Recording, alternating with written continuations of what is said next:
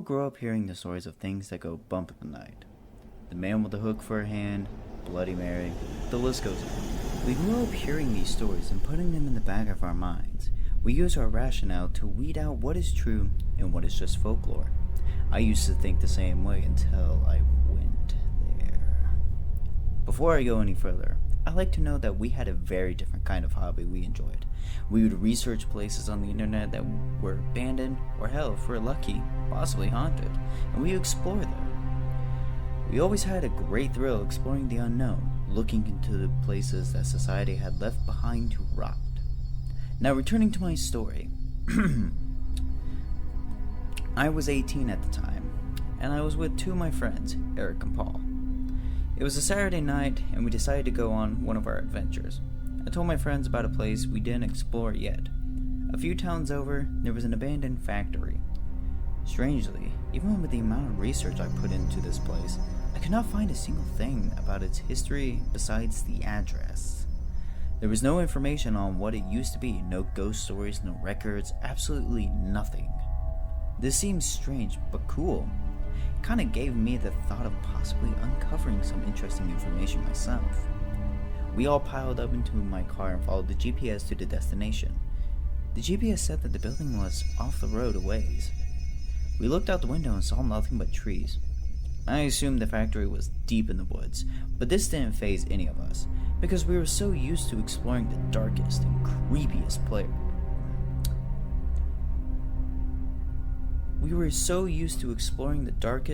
creepiest parts of the world.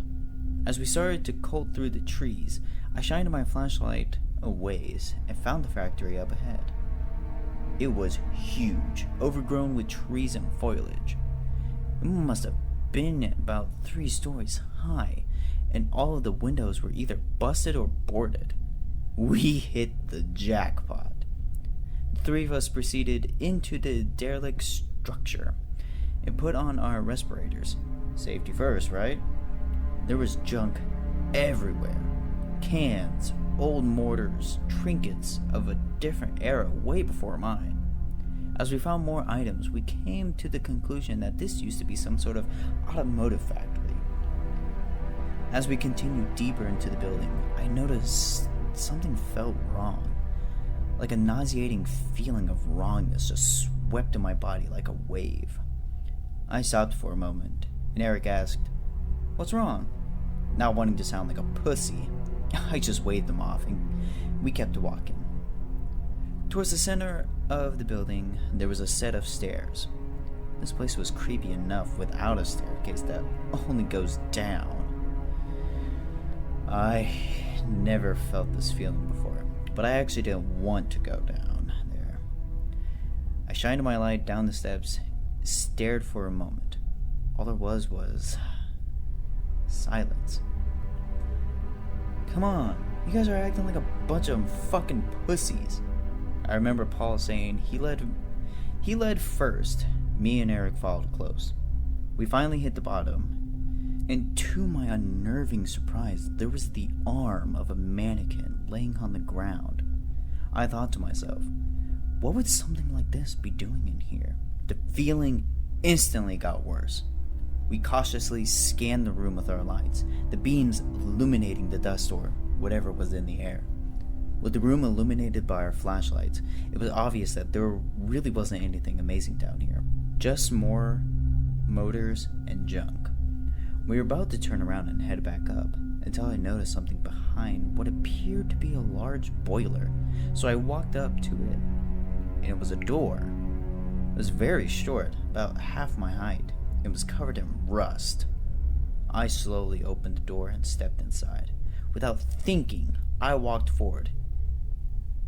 Intrigued,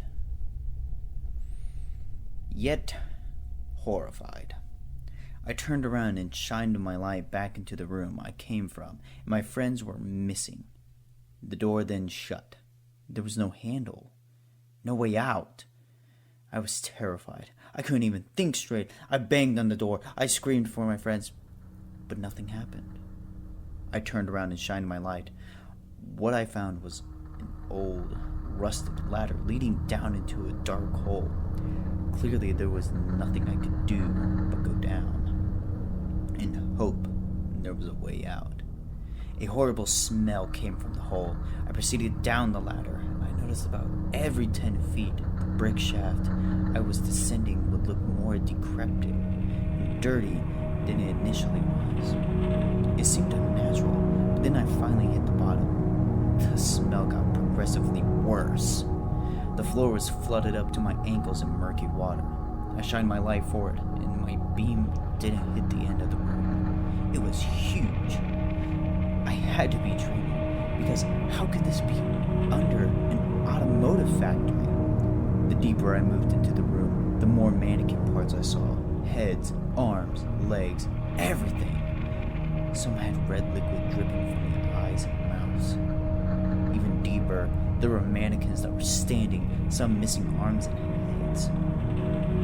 They got more frequent as I kept walking. As I walked even deeper, there were more intact mannequins, the red liquid still dripping from their faces. I began to panic. The more mannequins I passed, the closer they got. They just kept closing in on me. I eventually hit a wall where there was a rusted door. Without thinking, I burst through the door and ended up outside the factory. I was standing behind the building. Before I could turn around to see what happened, the door was already shut. I didn't even attempt to second guess what I saw by opening the door. I just wanted to go home. I walked back to my car and drove off. I was so drained. I wasn't even concerned about my friends. They probably called for a ride. I noticed that I hadn't seen many cars. I knew it was late, but actually, I didn't see one car the entire ride back. I arrived home. There were no cars in the driveway. This was very odd, because both of my parents never stay out late. It was still pouring rain. I ran to the porch to avoid getting soaked. As I went to turn the knob, I noticed it was also unlocked. I got that nauseating feel I had at the factory. I needed sleep. I cautiously entered the house, dropped on my gear, and climbed up the steps. I went to flip on the lights, but nothing happened. The storm probably blew the power out. I walked to my parents' room. The door was slightly ajar. It slowly opened without a sound, creaking noise. I shined my flashlight in the room and saw two mannequins standing behind their bed. These ones were different, though. They both had large, sinister-looking smiles running across their faces. Mannequins don't look like that. I panicked. I ran for my room and slammed the door. My heart was pounding. I began to sweat. I heard my closet door open. I turned around and felt my heart sink to my stomach. I saw a mannequin standing in my closet. And Eric's skin stretched over the white body, blood dripping, his face crudely pinned to the mannequin's head. There were dark holes where his eyes and mouth would have been. The head turned towards me and said in Eric's voice, "Curiosity killed the cat." His mouth moved as he uttered the words. The limbs also began to rotate, ripping the flesh as it did so. I then heard a loud ringing in my ear. My head was pounding and I felt the nausea return. I threw up and blacked out. I woke up to the sight of my friends' faces. We were still in the basement of the factory. "Whoa, easy, man," Eric said. "You blacked out. Looks like you hit your head pretty hard." I eventually sat up and began to tell them about the room behind the boiler, the mannequins, my confrontation with one wearing Eric's skin. They were confused, so I got up and walked behind the large boiler to show them the door.